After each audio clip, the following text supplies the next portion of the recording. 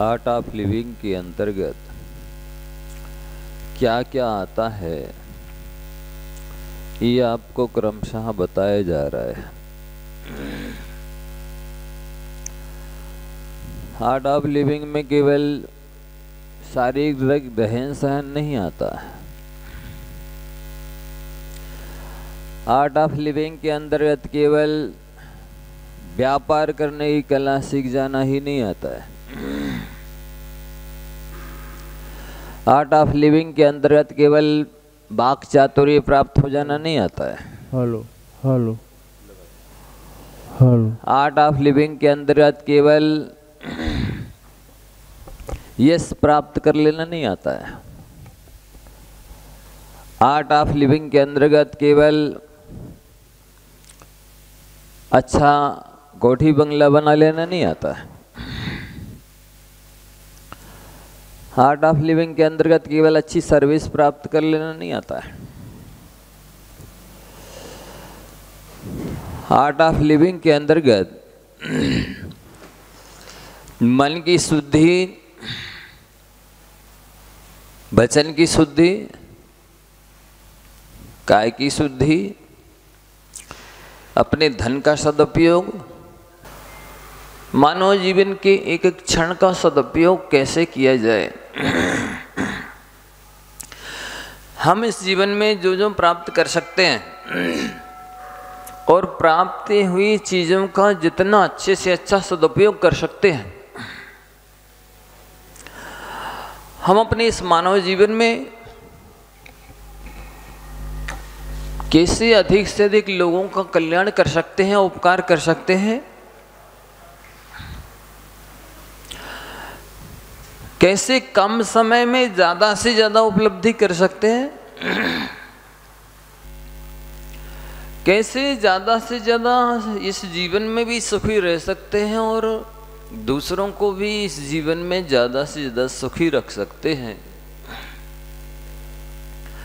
ये सारी कला इसके अंतर्गत आती है।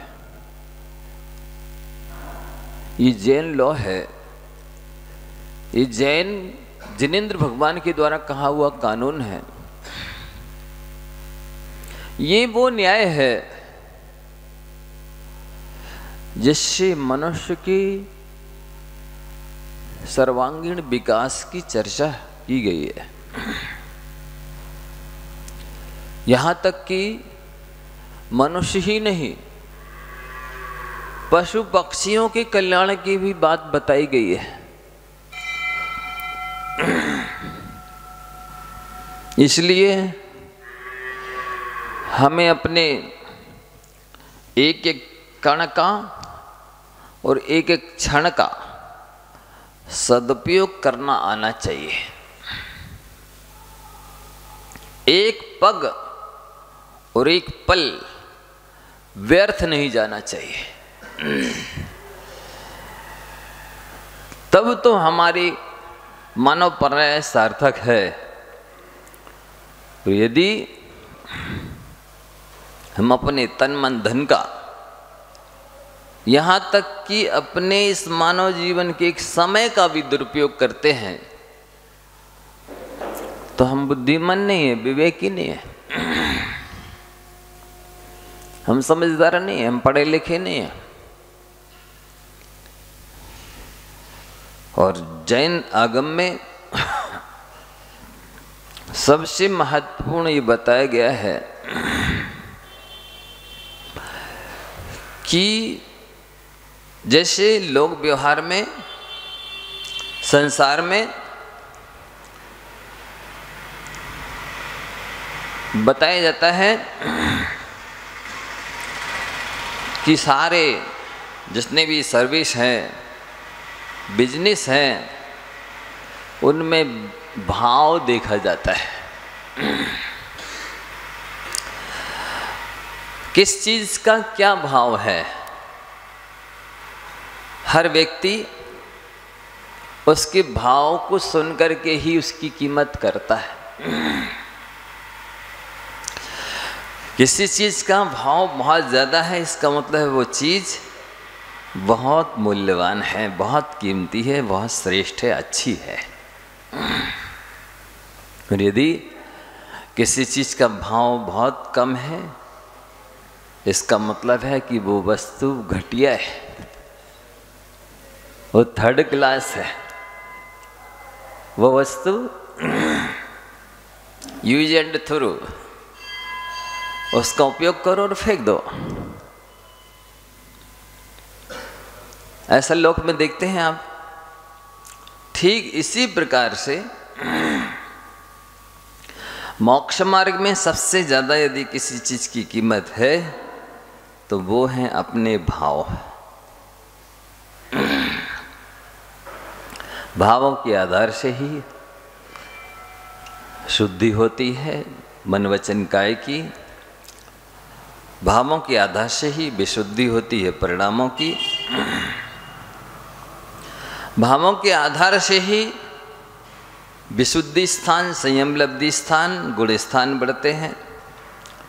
भावों के आधार से ही अजीब निगोद से निकल कर के पृथ्वी जल अग्नि वायु आदि पर्यायों में आता है। वनस्पति से निकल करके और जैसे जैसे श्रेष्ठ मूल्यवान उत्तरोत्तर भाव होते चले जाते, विशुद्ध परिणाम होते चले जाते हैं, वैसे वैसे ही वो 2 इंद्री, 3 इंद्री, 4 इंद्री, अशनि शनि पंचेंद्री पर्यायों को प्राप्त होता है। भाव और परिणाम एक ही बात है। भाव बोले, परिणाम बोले, एक ही बात है। गुण स्थान बोले, संयम लब्धि स्थान, विशुद्धि स्थान, मनोदशा, फीलिंग, ये सब एक अर्थवाची है। तो उसे हमें समझना है। यदि हम आत्मा होते हुए भी, ज्ञान स्वभावी भगवान आत्मा होते हुए भी अपने परिणामों को नहीं पहचानते हैं, अपने भावों को नहीं जान पाते हैं कि ये कैसे भाव है, कौन से भाव है,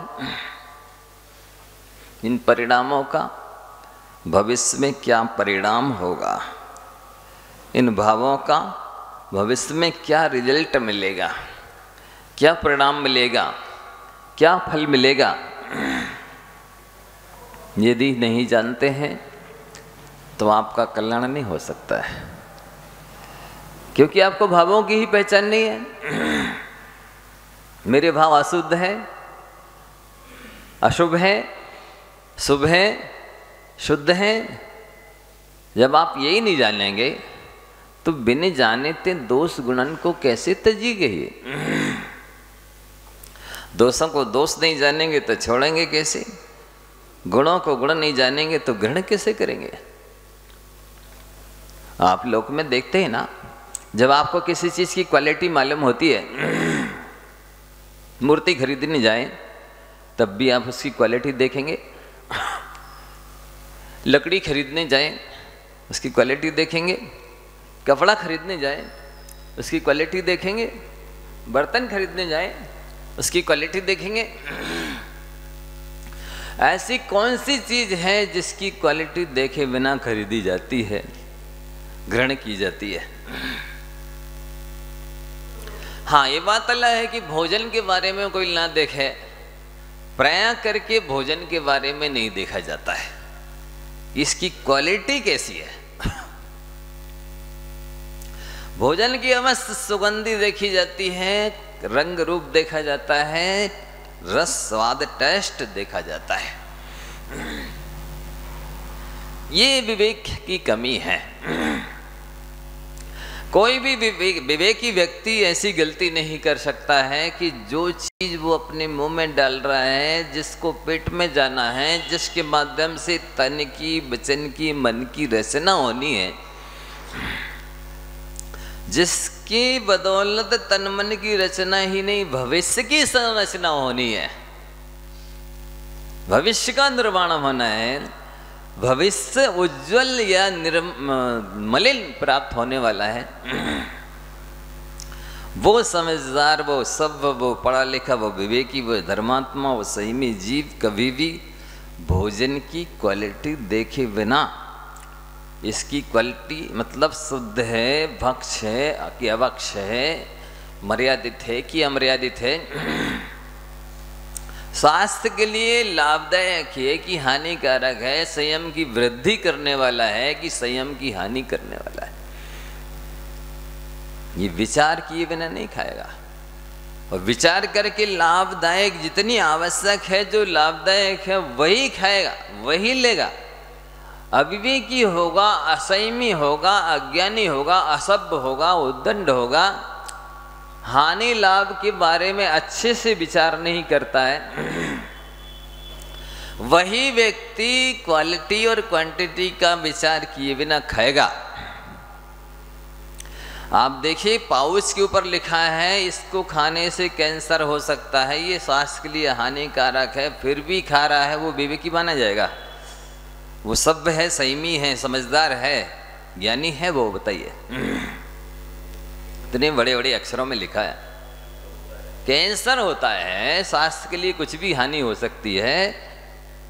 नहीं, वो देखो पढ़े लिखे गंवार ज्यादा हैं आज दुनिया में। हाँ, एक बार तो मैंने जब पहली बार सुना कि पढ़े लिखे गंवार होते हैं तो मेरे दिमाग में ये समझ में नहीं आया, ये बात मेरे गले से नहीं उतरी कि पढ़ा लिखा होगा तो गंवार नहीं होगा, गंवार होगा तो पढ़ा लिखा नहीं होगा। ये तो परस्पर विरुद्ध बात है ना, 36 का आंकड़ा है। लेकिन जब देखा सूट बूट पहने हुए, टाई लगाए हुए, चश्मा लगाए हैं, कैप लगाए हैं, पेन घोंसे हुए हैं, घड़ी पहने हुए, मोबाइल लिए हुए, और फिर भी सिगरेट पी रहा है, उसके ऊपर लिखा है स्वास्थ्य के लिए हानिकारक है। मैंने कहा सही लिखा था, वो पढ़े लिखे भी गंवार होते हैं। ये शब्द ज्ञानी माने जाते हैं, ये अर्थ ज्ञानी भाव ज्ञानी नहीं है।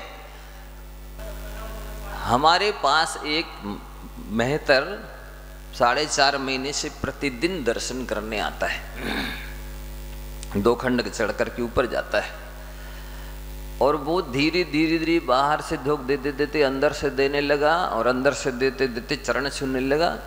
चरण छूते छूते यहाँ दर्शन करने आते तो पाद प्रक्षालन करते, तो पाद प्रक्षालन करता है।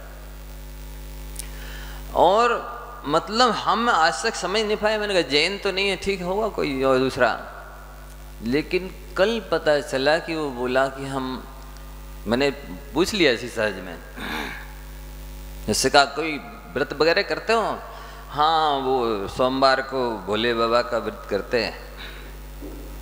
तो नियम ले लो कोई, मैं बताता हूँ। 148 कर्म की प्रकृतियाँ होती हैं, तो 148 कर्मों के दहन करने के लिए कर्म दहन व्रत ले लो।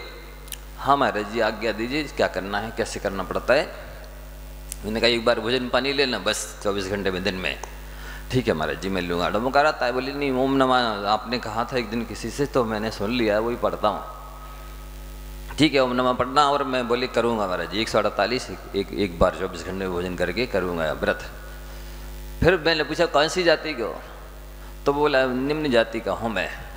निम्न मतलब बोले हमारे यहाँ कोई व्यापार नहीं होता है। क्या होता है? तो उसने झाड़ू का इशारा करके बताया कि ये काम होता है, पर मेरे यहाँ कोई मांस मछली वगैरह कुछ नहीं खाया जाता है, कोई मतलब मैं नौकरी करता हूँ। तब पता चला कि ये मेहतर है, रोज दर्शन करने आ रहा है, चरण छू रहा, और ये सब के साथ बैठ रहा है, उठ रहा है, छू रहा है सबको, चटाइयों पर बैठ रहा है, सब कर रहा है। और वो इतना है कि कोई व्यसन नहीं करता महाराज जी, मेरा बीड़ी सिगरेट वगैरह का सबका त्याग है, मांस मदिरा का सबका त्याग है, और मैं कोई गलत काम नहीं करता है, सब त्याग है। मैं तो आपके दर्शन करके संतुष्ट होता हूँ कि मुझे भी सौभाग्य है मेरा कि मुझे दर्शन मिल रहे हैं, कभी मुझे भी ऐसी अवस्था प्राप्त हो, ऐसा वो कह रहा है। अब आप सोचिए, वो सब होटलों पे जाते हैं, दुकानों में बाल बनवाने जाते हैं, सब जगह कपड़े धुलवाते हैं, सब करवाते हैं, वही भोजन, वही बर्तन, वही सब कुछ है। तो हमारा कहने का मतलब ये है, अरे वो तो भोजन बर्तन में खा रहा है। बासोदा में एक चाउमीन की दुकान है मेहतर की, इतनी फेमस है, वो चलती 1 रात भर चलती है। जैन महिलाएं नकाब लगा करके लाइन लगा के खाती हैं, कहती है ऐसा टेस्टी चाउमीन तो कोई बना ही नहीं सकता। अब आप बताइए, जो ऐसा भोजन करेंगे उनकी दुर्बुद्धि कभी सद्बुद्धि रूप होगी? है? उनको कोई हृदय सिद्धि विशुद्धि होगी? उनका कभी उद्धार होगा? नहीं कहा जा सकता है, क्योंकि जिसका खान पान शुद्ध नहीं उसका खानदान शुद्ध नहीं, एक पक्की बात है। सबसे पहले आपको यदि मन की शुद्धि करना है, वचन की शुद्धि करना है, काय की शुद्धि करना है, तो भोजन शुद्धि तो 100% सबसे पहले आवश्यक है। उससे जैसा खाओ अन्न वैसा हो मन। पानी से वाणी बने, मन को रचता अन्न। पानी से वाणी बने, मन को रचता अन्न, और खाना पीना शुद्ध यदि आत्म सदा प्रसन्न। और पानी शुद्ध नहीं है, खान पान शुद्ध नहीं है, तो ना मन प्रसन्न रहेगा, ना वाणी शुभ निकलेगी, ना देवशास्त्र गुरु के निकट जाने का भाव होगा। आ भी जाओ तो सुनने का भाव नहीं होगा, सुन लोगे तो समझ में नहीं आएगा, समझ लोगे तो याद नहीं रहेगा, याद हो जाएगा तो श्रद्धांत तो होगा ही नहीं। ये पक्का नियम है। तो इसलिए जीवन जीने की कला के अंतर्गत आपको बताया गया कि कोई पैसे कमाने की कला सीख लेना ये मात्र नहीं आता है, कोई शारीरिक रहन सहन सीख लिया ये मात्र नहीं आता है, कोई कोठी बंगला बना लिया ये मात्र नहीं आता है, कोई व्यवहार कुशलता सीख ली थोड़ी बहुत वो भी मात्र नहीं आता है। इस जीवन जीने की कला के अंतर्गत मन वचन काय धन समय श्रम सबका सदुपयोग करने की कला आनी चाहिए। कम समय में ज़्यादा उपलब्धि आत्म कल्याण कर लेना, कम समय में ज़्यादा लोगों को सुखी कर देना, ज़्यादा से ज़्यादा अपना आत्म कल्याण का मार्ग प्रशस्त कर लेना, ये आता है। तो प्रायः करके सबसे बड़ी कमी ये है कि लोगों को अपने भावों को पहचानने की कला नहीं है।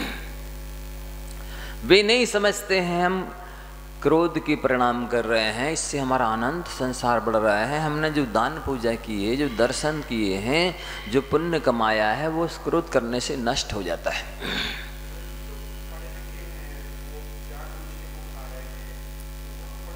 अब भी तो चर्चा हो चुकी, आप लेट हो गए हैं।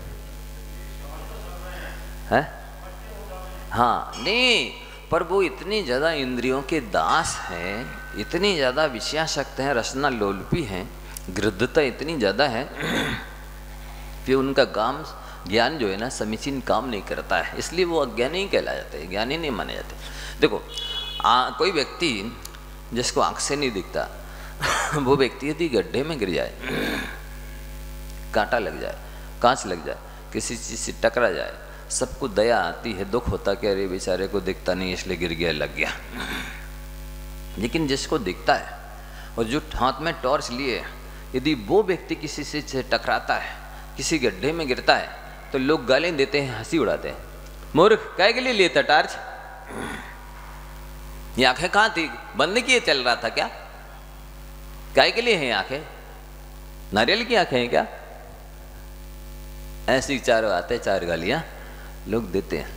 क्यों? क्योंकि उसने आंखों का सदुपयोग नहीं किया, उसने टॉर्च का जो काम है वो काम लिया नहीं। तो ये स्थिति हर काम में हो रही है संसारी प्राणियों की।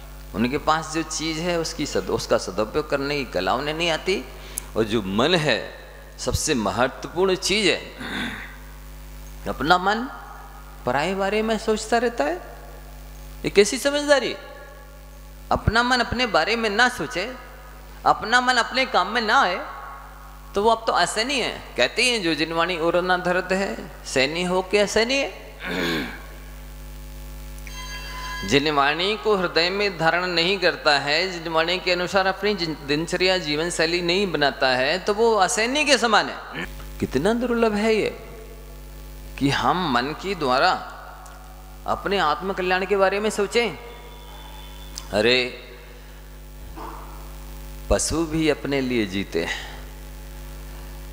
मनुष्य तो वो है जो अपने साथ साथ दूसरों के लिए भी जीता है। उसी का जीवन सार्थक है जो अपना कल्याण करने के साथ साथ दूसरों के कल्याण में निमित्त बनता है। वो धन्य धन्य है, कृतकृत्य है, सार्थक है उसका जीवन, तन मन धन।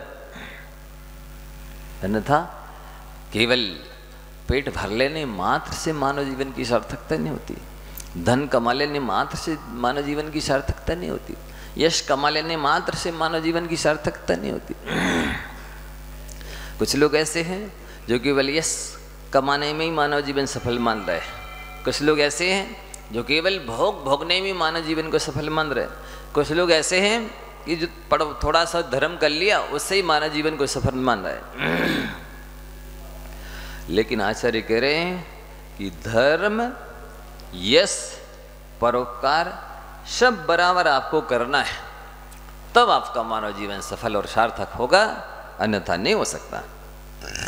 तो यहाँ पे पहले अपन लोग पढ़ चुके हैं, सुन चुके हैं कि ऊंट जैसी निकृष्ट पर्याय को जिसके सारे अंगों पांग टेढ़े होते हैं और मन भी टेढ़ा होता है, वक्र होता है, कुटिल होता है। और सबसे ज़्यादा कसाई पाउड जी जो श्रुत पंचमी को जिन ग्रंथराज की आप पूजन करते हैं उसमें लिखा है, काम वासना की सबसे ज़्यादा उद्दीपना ऊंट को होती है।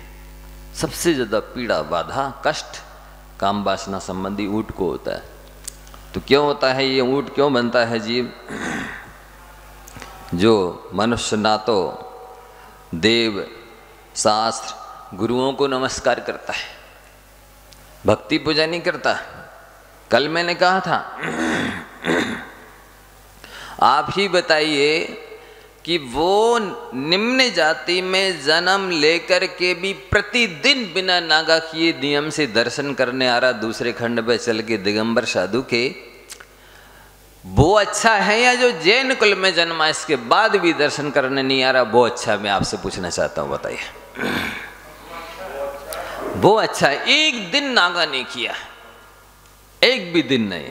मैं प्रतिदिन इस बात को मैंने ध्यान देता हूँ कि ये व्यक्ति हर हालत में दर्शन करने आता है। जैसे नौकरी करता है वो किसी कहीं पर, जैसे ही छुट्टी होती है भोजन करने बाद में जाता, पहले दर्शन करने आता है।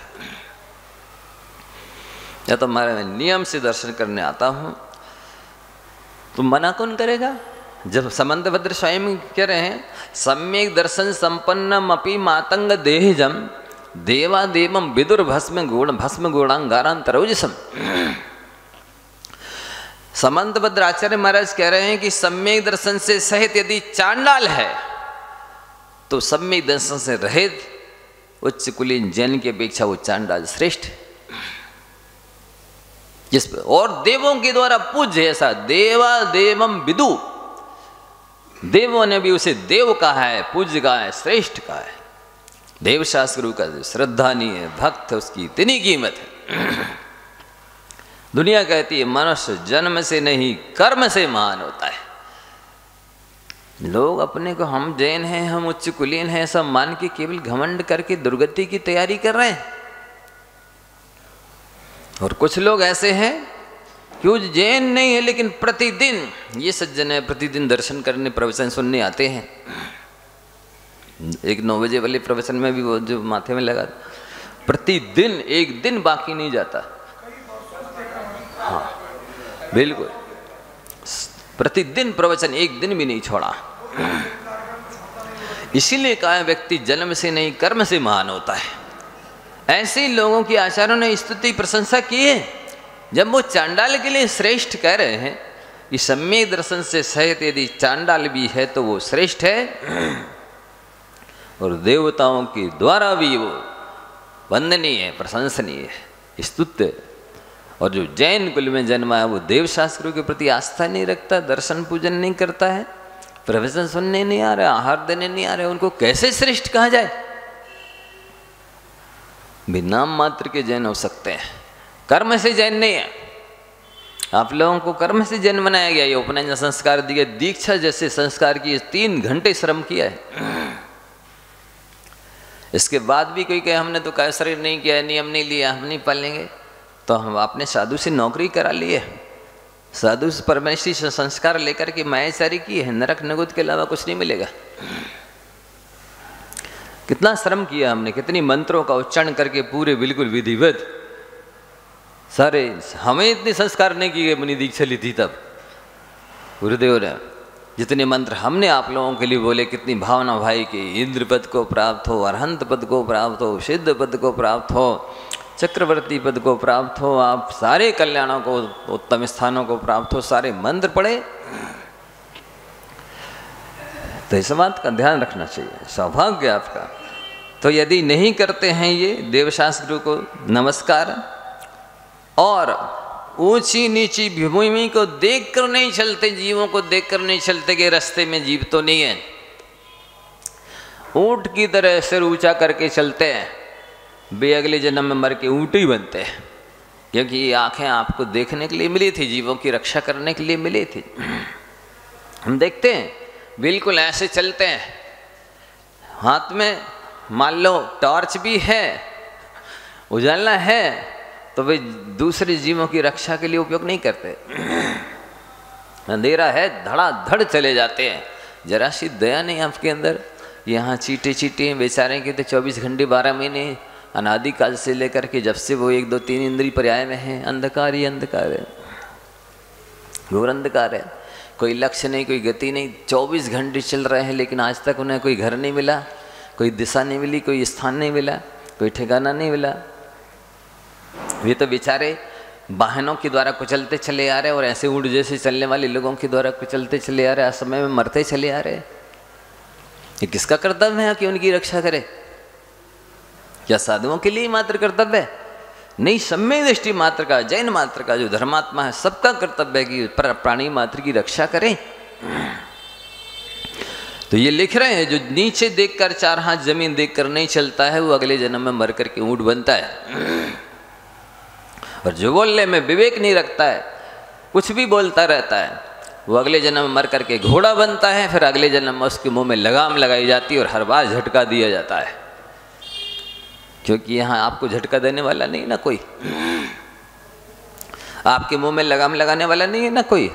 इसलिए अगले जन्म में अब घोड़े की पर्याय को प्राप्त होगे, तो फिर घुड़सवार आपको लगाम लगा करके हर पग हर पल झटका देगा मुंह में। तब जो मर्म स्थान है उसमें पीड़ा होगी, तब आपको समझ में आएगा कि बिना लगाम के बोलने का ये फल होता है। हितमित प्रिय बोलना चाहिए। वस्तुतः जिसको हितमित प्रिय बोलना आ गया, उसकी जन्म की कुंडली भी ठीक हो जाती है, कुंडली की गड़बड़ी भी ठीक हो जाती है, और जन्म की 7.5 भी ठीक हो जाती है, कुछ नहीं बिगाड़ पाती है। इतना महत्व वाणी का है, लेकिन सबसे ज़्यादा दुरुपयोग वाणी का किया जाता है। और आगे लिख रहे हैं, उद्दंड वृत्ति को धारण करने वाले अगले जन्म में मरकर ऊंट बनते,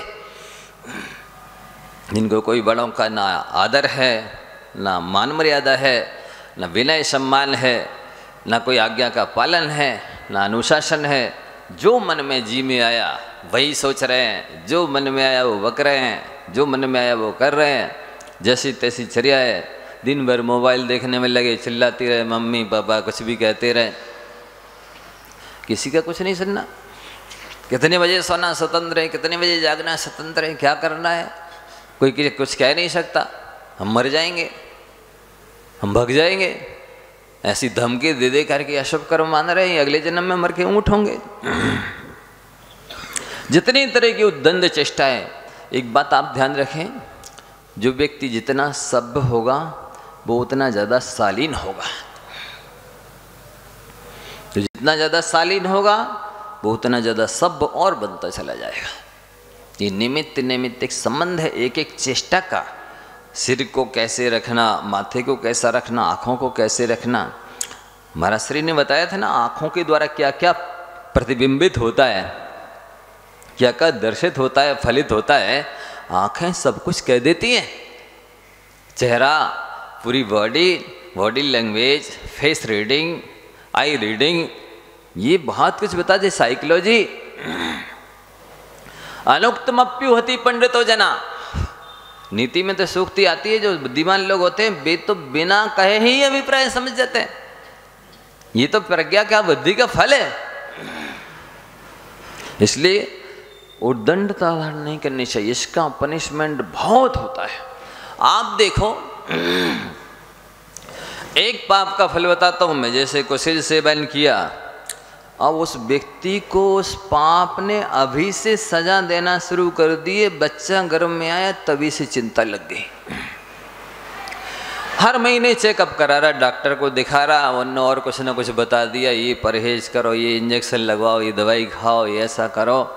हर महीने चिंता हो गई। इस कुशील पाप ने अभी से सजा देना शुरू कर दिया है। अब संतान वह जब गर्भ से बाहर आएगी तब कितनी पीड़ा दे के बाहर आएगी, ये सजा देख लो। इसके बाद जन्म लेते ही एक पल के लिए नहीं छोड़ सकते हो आप, नहीं वो तो रो रो करके घर को सिर पर उठा लेगा। बिल्कुल 24 घंटे लिए रहो, गोद में सीने से लगाए रहो, चिपकाए रहो। दिन भर सोएगा वो, रात भर रोएगा। नहीं होता, दिन भर सोएगा, रात भर रोएगा। अब आप जागो, किस तरह से उसको सहलाओ, चुपकाओ, सुलाओ किसी तरह। कितनी कठिन सजा दे रहा है कुशील पाप। इसके बाद में पालो, बड़ा करो जैसे तैसे, पढ़ाओ लिखाओ, कितना कष्ट है। अब वो पढ़ाई के ही समय में बेविचार चालू कर दिया उसने, कुशील सेवन, सारी व्यसन, सारे कुकर्म, सारा अवक्ष खाना शुरू कर दिया। छट्टा इसका किसके खाते में जाएगा? ये माँ बाप के खाते में नहीं जाएगा, जा रहा है। इसके बाद में शादी की चिंता, इस बेटा बेटी, बेटे की भी शादी नहीं हो रही, कई लाखों ऐसे हैं, बेटियों की भी शादी नहीं हो रही, लाखों ऐसे पड़े हैं। ऐसा नहीं है कि बेटियों की नहीं हो रही, खाली की बेटों की नहीं हो रही, दोनों ही हैं लाखों, लेकिन उनको अपने मन का नहीं मिल रहा। इसलिए नहीं मिल रहा कि दोनों ने पहले से ही अनेकों को टेस्ट कर लिया है, इसलिए अब उनको कोई भा नहीं रहा। तो ये चिंता चल रही है। अब जैसे तैसे शादी हो गई तो लड़ाई जड़ाई, रोग नोक झोंक चल रही है। अब वो टेंशन चल रहा है, वो कुशील नहीं दे रहा है, ये सजा अभी से अभी तक चल रही है। इसके बाद में वो चली गई, घर चली गई, लो केस कर दिया उसने उल्टा, ये हमको दहेज मांगते हैं, प्रताड़ित करते हैं, मारते हैं, हमको तलाक चाहिए और इतने पैसे और चाहिए। ये कुशील पाप सजा दे रही है। अब इसके बाद में उसने दहेज में शादी के समय तो 2-5 लाख दिए थे, अब 2-5 करोड़ मांग रहा है। आधी संपत्ति जितनी है आपकी, आधी हमें दो, हम उसके हिस्सेदार हैं। ये वो कुशील पाप मैथुन सजा दे रहा है। अब इसके बाद में अभी पूरी नहीं हुई, इससे जो कर्म का बंध हुआ है, उससे संसार जो बढ़ रहा है, उसके लिए अनेक जन्म वर्ण करने पड़ेंगे। एक पाप की सजा इतनी है। और यदि आपने मान लो परस्त्री गमन या कोई केस हो गया, तो वो जेल में जो पिटाई होगी और अनेक तरह की प्रताड़ना होगी, उससे भी वो कर्म कटेगा नहीं। ये तो यहाँ मध्यलोक में कोई कितनी बड़ी सजा दे दे, फांसी की सजा भी दे दे, तब भी जो पाप किया है वो कटता नहीं। उस पाप की इतनी सजा नहीं है। पाप की सजा बहुत बड़ी होती है, वो कई सागर तक संसार में रोक करके अनंत जन्म मरण कराती है, अनेक तरह की मानसिक वासनिक कायिक प्रताड़ना देती है, कष्ट देती है। आप क्या समझ रहे हैं? पापों की सजा छोटी होती है, पापों की सजा बहुत बड़ी होती है। इसलिए पाप की परिभाषा ये है कि पाप पीड़ा देता है, पीड़ा नहीं देता।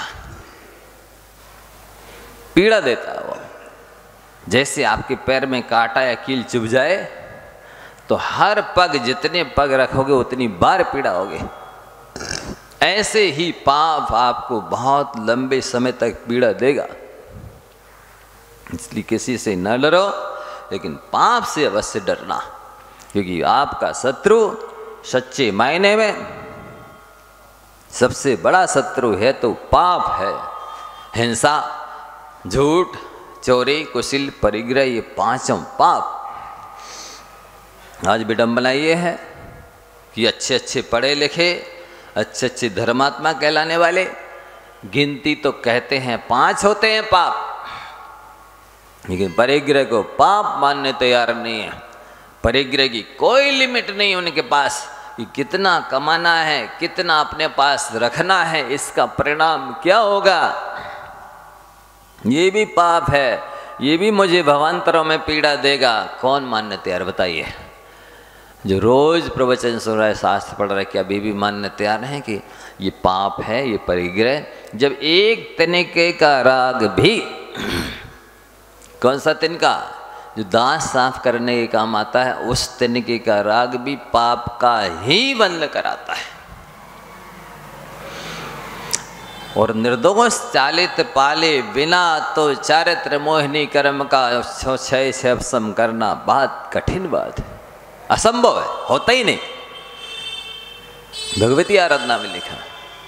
इसलिए बंधुओं बहुत गंभीर होना चाहिए, आत्मकल्याण के विषय में सिंसियर होना चाहिए, इसको बहुत हल्के में नहीं लेना चाहिए। कर लेंगे, अभी तो काफ़ी उम्र पड़ी है, नहीं खाएं तो कमा किस लिए रहे हैं, ये सब अविवेकपूर्ण बातें हैं, ये अज्ञानपूर्ण बातें हैं।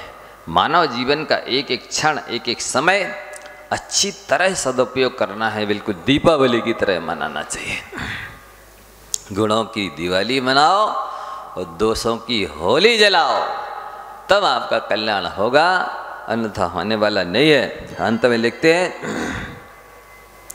याद हो गया ना कि जो देवशास गुरु की भक्ति नमस्कार नहीं करते हैं वे मर करके अगले जन्म में ऊँट बनते हैं, अथवा जो नीचे जमीन देखकर नहीं चलते जीवों की रक्षा का भाव रख करके वे अगले जन्म में ऊँट बनते हैं। तीसरा दिया है कि जो उद्दंड वृत्ति धारण करते हैं, मन में भी अहंकार रखना, आँखों से भी अहंकारपूर्ण झांकना, सब वचनों से भी अहंकारपूर्ण शब्द बोलना, शरीर से भी चेष्टाएं ऐसी इस तरह से हाथ पैर चलाना जिससे अहंकार झलकता है, टपकता है। ये उद्दंड वृत्ति, किसी बड़ों की विनय नहीं, छोटों के लिए प्रेम नहीं, जो जीव में आए वो करना, ये उद्दंड असभ्य वृत्ति धारण करता है वो अगले जन्म में ऊँट बनता है। और एक और विशेषण दिया है कि धन के मद से उन्मत्त रहता है। ये नियम है, लक्ष्मी अपने साथ अहंकार भी लाती है और विपत्ति भी लाती है। नियम है, जितनी ज़्यादा संपत्ति बढ़ेगी उतनी ज़्यादा विपत्ति भी बढ़ेगी और उतना ज़्यादा मद अहंकार भी बढ़ता है। तो उस उन्मत्तता की वजह से ही वो अगले जन्म में मर करके ऊँट की पर्याय को प्राप्त होता है। बस इतना ही।